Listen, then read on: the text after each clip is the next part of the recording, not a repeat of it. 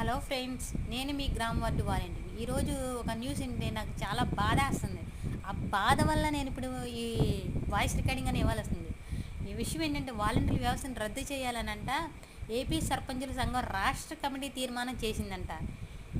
ఏం చేసామని వాలంటీర్లు అసలు ఎందుకు రద్దు చేయాలి?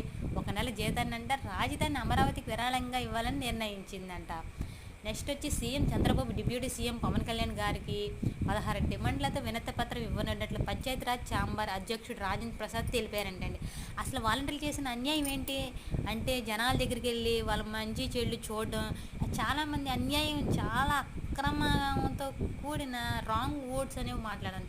నేను గ్రామ వార్డు వాలంటీర్ని. అస్సలు ఎంత ఇష్టంగా వర్క్ చేసామంటే ఆ ఇష్టాన్ని ఇప్పుడు చాలా బాధకపోతే చేసేలా చేస్తున్నారు.